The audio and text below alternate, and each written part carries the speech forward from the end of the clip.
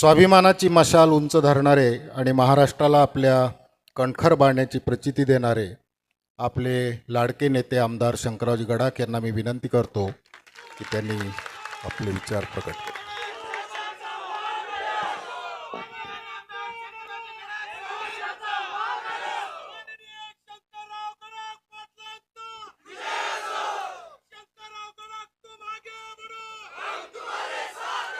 आजच्या या मेळाव्याकरता या मेळाव्याचे अध्यक्ष आदरणीय गडाख साहेब, आदरणीय अभंग साहेब, आबा अशोकरावजी गायकवाड, त्याचबरोबर नानासाहेबजी रेपाळे, माननीय जबाजी पाटील फाटके, काशीनाथ अण्णा, व्यासपीठावर उपस्थित असलेले सर्व ज्येष्ठ, सर्व पदाधिकारी आणि उपस्थित असलेले सर्व शेतकरी बंधू आणि तरुण मित्रांनो, सर्वप्रथम मी आपले सर्वांचे अतिशय मनपूर्वक आभार मानतो की हजारोच्या संख्येने या तालुक्यातल्या गावागावातले तरुण शेतकरी इथे उपस्थित राहिले. मी तुमच्याविषयी कृतज्ञता व्यक्त करतो की इतकं प्रेम आणि विश्वास आपण सर्वांनी आज या मेळाव्याला येऊन दाखवलेला आहे. मेळाव्याच्या निमित्ताने खूप काही बोलण्यासारखं आहे, परंतु मी काही ठराविक गोष्टीच आपल्या सर्वांना सांगू इच्छितो. या 5 वर्षामध्ये काय काय राजकारण झालं, काय काय गोष्टी झाल्या, याच्यामध्ये किती त्रास झाला, ते कुठनं सुरू झालं, हे आपल्याशी मनमोकळेपणाने मी आज बोलण्याचा प्रयत्न करणार आहे. काल परवाच तुम्ही वाचलं की मुळा सहकारी साखर कारखान्याला 138 कोटी रुपयाची आयकर विभागाची नोटीस आलेली आहे. त्या अगोदर तुम्ही वर्तमानपत्रामध्ये वाचलं असेल की मुळा एज्युकेशन संस्था, जिथे हा मेळावा होतो, जिथे आपलं हायस्कूल आहे, पब्लिक स्कूल आहे, कॉलेज आहे, याच्यावरती केंद्र शासन आणि राज्य शासनाने कारवाईला सुरुवात केलेली आहे. माझ्या कुटुंबामध्ये मोठी दुर्घटना घडली. ती दुर्घटना झाल्यानंतर मी तो खून केला म्हणून हायकोर्ट आणि जिल्हा न्यायालयामध्ये माझ्या विरोधात याचिका दाखल झालेली आहे. खुनाचा गुन्हा दाखल करावा म्हणून ती याचिका दाखल झालेली आहे. त्याचबरोबर बांद्रा पोलीस स्टेशन येथे प्रशांत भाऊ असेल, मी असेल, आदरणीय गडाख साहेब असेल आणि मुळा एज्युकेशन संस्थेचे जे अनेक विश्वस्त आहेत, सुप्रीम कोर्टामध्ये खोटा दाखला दिला म्हणून, फौजदारी गुन्हा दाखल व्हावा म्हणून याचिका तिथे पोलीस स्टेशनच्या तिथे दाखल झालेली आहे. अशा पद्धतीच्या अनेक याचिका, अनेक आरोप, अनेक गोष्टी या घडतायत. मला आपल्याला आवर्जून सांगायचं, विशेषतः मुळा आणि ज्ञानेश्वर हे 2 सहकारी साखर कारखाने गेल्या 25-30 वर्षापासून चालवले जातात, तुमच्या हिताकरता चालवले जातात. मुळा कारखान्याच्या माध्यमातून हजारो शेतकऱ्यांना पुढे नेण्याचं काम या कारखान्याच्या माध्यमातून होत आलेलं आहे. आतापर्यंत अतिशय चोख व्यवहार आपल्या कारखान्याने केलाय. कमी खर्चामध्ये उत्पादन घ्यायचं, भावाच्या रूपामध्ये ते द्यायचं, जशी वेळ येईल तसं कारखान्याची क्षमता वाढवायची, कोजनरेशन करायचं, इथेनॉलचा प्रकल्प करायचा, कर्ज घ्यायचं, ते फेडायचं आणि उरलेले पैसे भावाच्या रूपामध्ये शेतकऱ्यांना द्यायचे. इथे जरा सांगा, बंद करा म्हणा आवाज तो.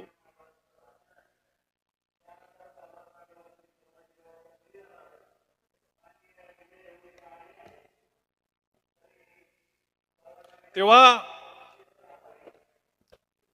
वेळोवेळी आपण कारखान्याची क्षमता वाढवली, वीज प्रकल्प वाढवला.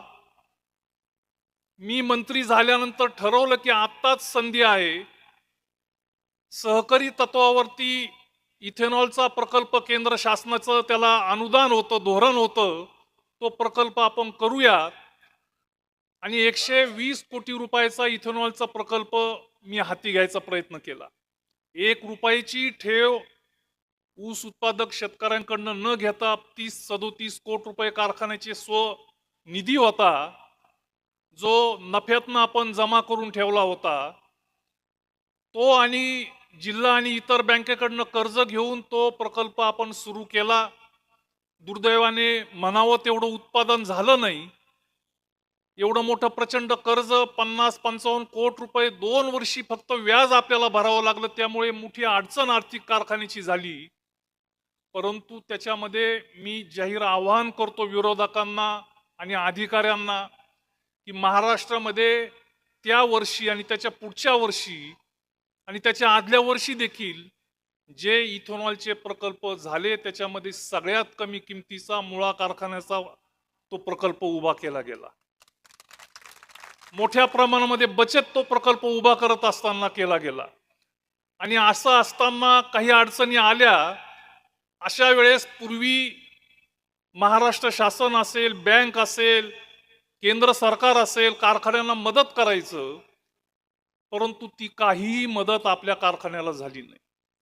त्यामुळे काही आपल्याला अडचणी आल्या. ऊस उत्पादन मोठ्या प्रमाणात असताना लेबर येऊ शकलं नाही. मागच्या वर्षी तर खूप मोठ्या अडचणी त्यामुळे आल्या आणि त्याचा फटका कारखान्याला आणि ऊस उत्पादकांना बसला, हे मी मान्य करतो. त्याच्याबद्दल मी जाहीर माफी ही जनरल मीटिंगमध्ये मागितली, आजही मागतो. परंतु दुसरी बाजू देखील आपण समजून घेतली पाहिजे की अशा प्रकल्प उभं करत असताना केंद्र शासन, राज्य शासन हे मोठ्या प्रमाणात मदत करत असतं. ती मदत आपल्याला अजिबात झाली नाही.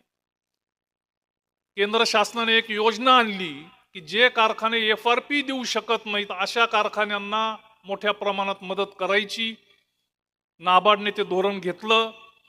आपणही त्या धोरणाप्रमाणे 125 कोटी रुपयाचं प्रकल्प हा केंद्र आणि राज्य शासनाकडे दिला. 1 रुपयाचंही कर्ज आपल्याला मिळालं नाही. अडवणूक केली गेली. वास्तविक आपल्याला FRP करता नाही, इथेनॉलचा प्रकल्प उभा केला, कोजनरेशनची क्षमता वाढवली म्हणून आपल्याला ते कर्ज पाहिजे होतं. परंतु जिल्ह्यामध्ये, राज्यामध्ये 4-4 हजार कोटी रुपये वाटले गेले. एकाही कारखान्याचा इथेनॉलचा प्रकल्प नसताना त्यांना वाटला गेला. आपल्याला 1 रुपया दिला गेला नाही. उलट पक्षी आपल्याला इन्कम टॅक्स भरावा म्हणून 138 कोटी रुपयाची नोटीस दिलेली आहे.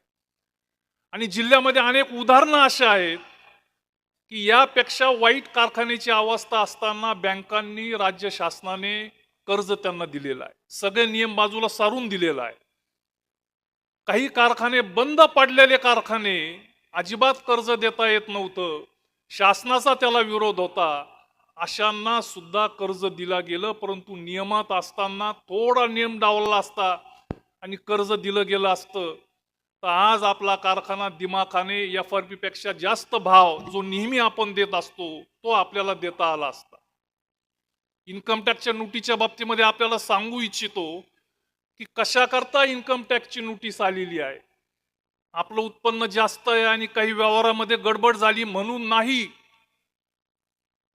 आम्ही चौकशी केली की इन्कम टॅक्सची नोटीस का बरं आली. अधिकारी आणि CA आपले पुण्याला आयकर विभागामध्ये गेले, तिथं ऑफिसमध्ये गेले. त्यांनी सांगितलं की तुम्ही 2022-23 या वर्षी आम्ही तुम्हाला पत्र पाठवलं, त्या पत्राला तुम्ही उत्तर दिलं नाही. आम्ही 2 पत्र पाठवले की तुमचे हिशोब इतक्या तारखेपर्यंत द्या.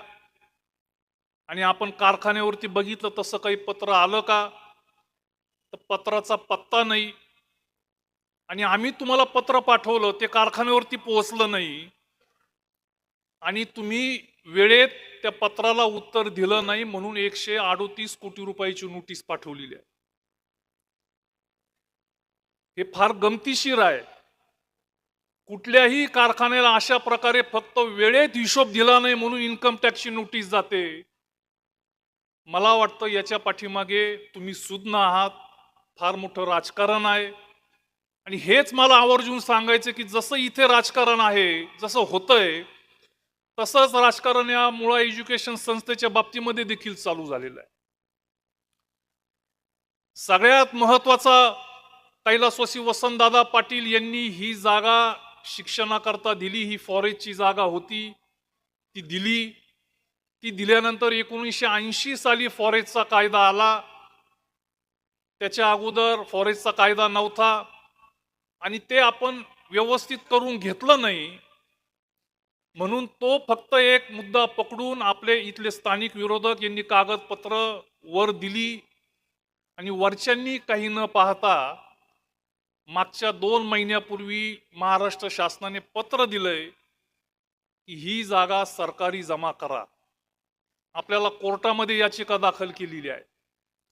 कारखान्याची देखील इन्कम टॅक्सची कोर्टामध्ये याचिका दाखल केलेली आहे. परंतु इन्कम टॅक्सचा नियम असा सांगतो की तुम्हाला एकदा नोटीस आली आणि तुम्ही जरी कोर्टात गेलात तरी ठराविक रक्कम तुम्हाला इन्कम टॅक्सला भरावी लागते. 40-50 कोटी रुपये हे तुमच्या खिशातले इन्कम टॅक्सला आपल्याला भरावे लागतात. भरलेत आणि नियम असा आलेला आहे की प्रत्येक महिन्याला 10 लाख रुपये जोपर्यंत निर्णय होत नाही प्रत्येक महिन्याला 10 लाख रुपये इन्कम टॅक्स मध्ये तुम्ही भरायचे. मूळ एज्युकेशनची जागा शासनाकडे वर्ग करावं म्हणून शासनाने पत्र काढलंय, तसा आदेश काढलाय. इथे शेतकऱ्यांचे मुलं शिकतात, गोरगरीब लोकांचे मुलं शिकतायत, विद्यार्थ्यांनी शिकतायत आणि तुम्ही हे शिक्षण बंद करून ही जागा परत घेऊन काय करणार आहात याच्याही पाठीमागे राजकारण सुरू झालेलं आहे. मला आपल्या सर्वांना सांगायचं, इथे भाषणं झालेत, गुलाल आपलाच आहे, परंतु गुलाल येऊपर्यंत जी चिखलफेक होणार आहे, जे शिव्याशाप ऐकावं लागणार आहे. आपल्या तालुक्यामध्ये इथे सांगितलं, आबांनी सांगितलं, आबांग साहेबांनी, अनेक जुने ज्येष्ठ नेते आहेत.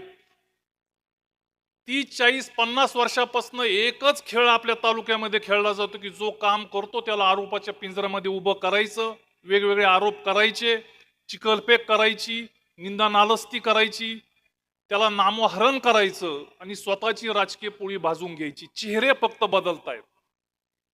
आता मला माहित नाही कोण चेहरा येईल, कोणी सांगतात की हा येणार आहे, तो येणार आहे, परंतु कुठलाही चेहरा जरी आला तो जुनाच खेळ खेळला जाणार आहे. परत एकदा मला अटक कशी होईल, मग ते जी वैयक्तिक खून केला म्हणून अटक होईल का, एज्युकेशनच्या बाबतीमध्ये काय निर्णय होईल याच्या बाबतीत अटक होईल का, मला आपल्याला आवर्जून सांगायचंय. मी काही भावनिक तुम्हाला करण्याचा प्रयत्न करत नाही, मी फक्त वस्तुस्थिती सांगतो.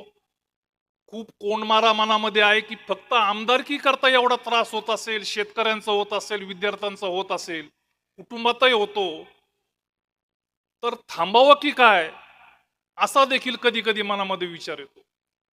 परंतु जो विश्वास, जे प्रेम, जे आशीर्वाद तुम्ही दाखवत असतात त्याच्यामुळे लढाईची ताकद मनामध्ये येते. हे सगळं होत असताना माझ्या पुढे सगळं वाढून ठेवलेलं होतं, फक्त पंक्तीला बसायचं होतं. सगळं भेटत होतं, पैसा भेटत होता, निधी भेटत होता, मंत्रीपदही भेटत होतं. आणि ते जर तुम्ही घेत नाही तर मग तुम्ही सामोरे जा, खुनाच्या गुन्ह्याला सामोरे जा. विधानसभे, विधान परिषदेमध्ये मी खून केला म्हणून प्रश्न भाजपचे उमेदवार, आमदार विचारतायत. एज्युकेशनची संस्थेची जागा जाणार, कारखान्याला नोटीस देणार. दोन्हीपैकी तुम्ही निवडा काय पाहिजे. पाची पकवानाचं जेवण पाहिजे की तुम्हाला त्रास पाहिजे. 1 रुपयाचाही निधी नाही, 2-2.5 वर्षामध्ये रस्ते नाही, विजेचं काम नाही, पाटाचं पाण्याचं काम नाही. परंतु मी खूप मन घट्ट करून तग धरून राहिलो, मी गुडघे टेकवले नाही. ज्यावेळेस महाविकास आघाडीचं सरकार आलं, 180च्या वर आमदार होते.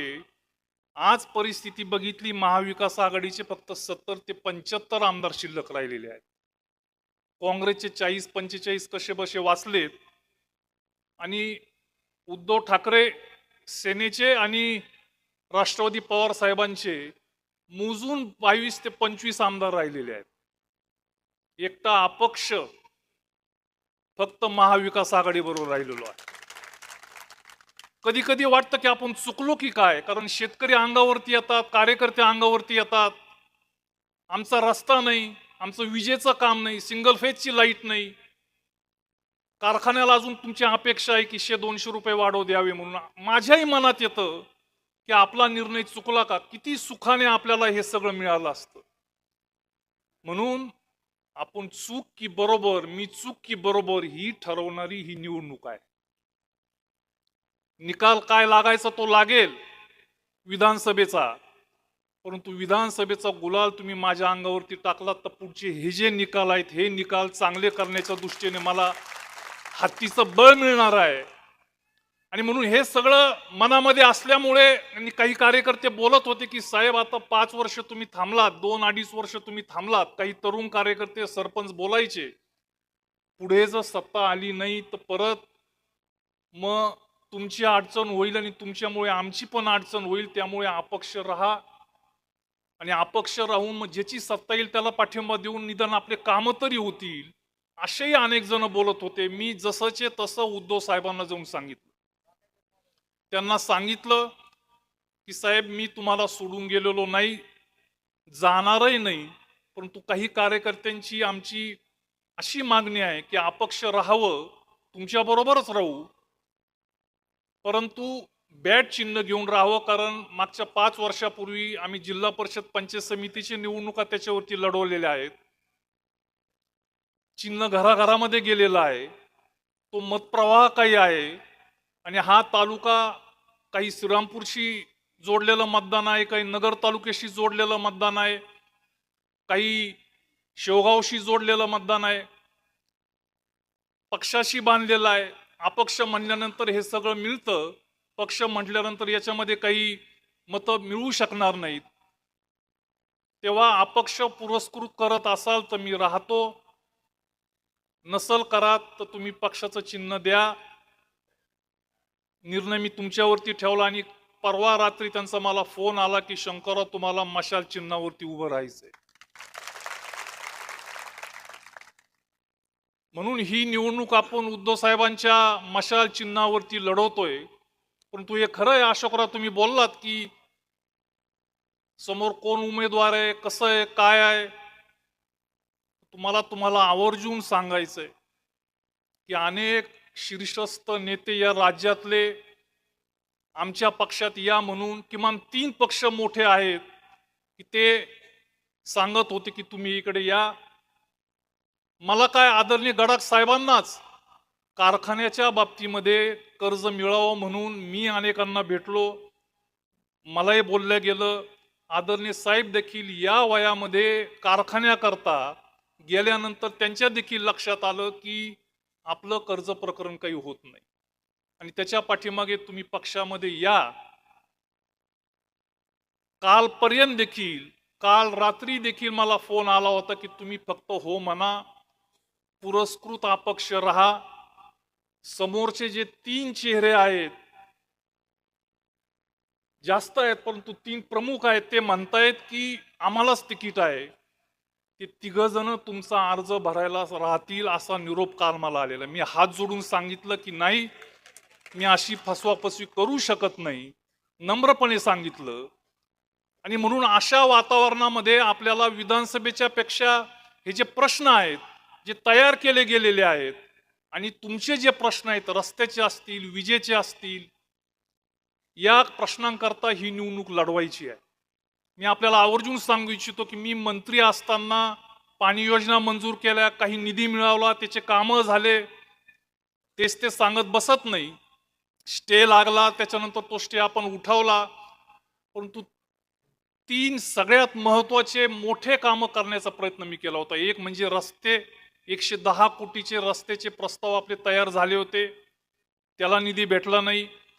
सगळ्यात महत्वाचं म्हणजे 70 कोटी रुपयाचे विजेचे कामं, त्यामध्ये नवीन 7 सबस्टेशन उभे करायचे आणि जुने 7 सबस्टेशनची कॅपॅसिटी वाढवायची. हा नितीन राऊत ऊर्जा मंत्री असताना मंजूर केलेला प्रस्ताव या सरकारने थांबवला. आणि त्याच्याही पेक्षा महत्वाचं म्हणजे मुळा उजवा कालव्याचा 170 कोटी रुपयाचा जो नेवासा आहे, राऊरी आहे, शेवगाव आहे, पाथर्डी आहे, या 4ही तालुक्याला वरदान असणारा हा मुळा धरण, त्याचं नूतनीकरणाचं 170 कोटी रुपयाचा प्रस्ताव जयंत पाटील मंत्री असताना त्यांच्याकडनं मंजूर करून घेतला होता. या सरकारने तो थांबवला. त्याच्यामध्ये उजव्या कालव्याची पूर्ण दुरुस्ती आणि ज्या चाऱ्या आहेत मोठ्या त्या सगळ्या चाऱ्यांची दुरुस्ती, हे काम जर झालं असतं तर एका वर्षामध्ये जे पाण्याचे लॉसेस होतात 1 ते 1.5 TMC पाण्याचे लॉसेस वाचले असते. फक्त 30 दिवसामध्ये रोटेशन पूर्ण झालं असतं. ते काम सरकारने थांबवलेलं आहे. त्याकरता ही निवडणूक लढवायची आहे.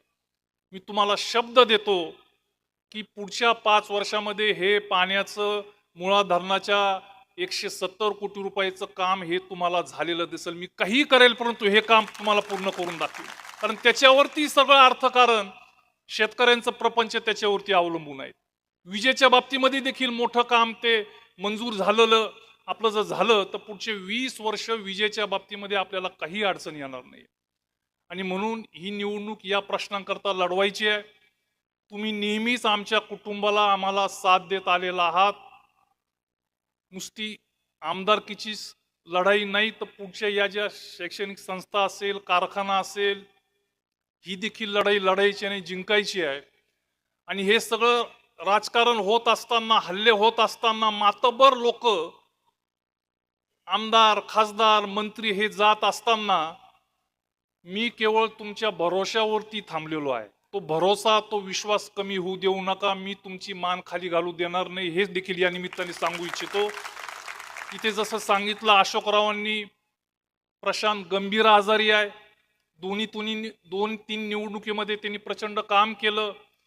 आदरणीय साहेब आता थकलेले आहेत, परंतु या वयामध्ये देखील ते प्रचाराकरता फिरतायत, लोकांना बोलवतायत, गावागावात जायचा प्रयत्न करतायत.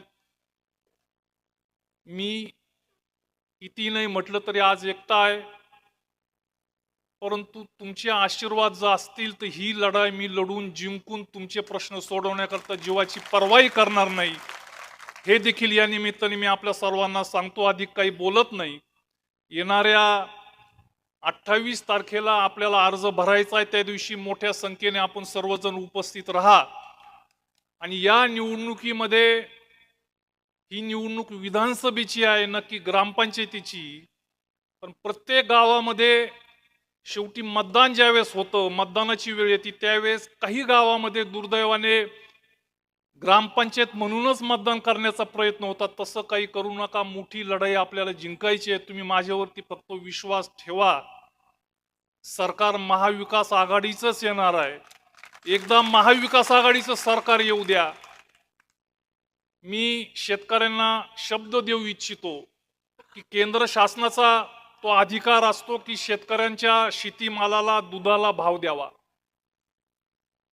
ते काही देत नाही. 8-10 वर्षापासून सोयाबीनचा भाव तोच आहे, कापसाचा भाव तोच आहे, दुधाचा भाव तर कमी झालाय.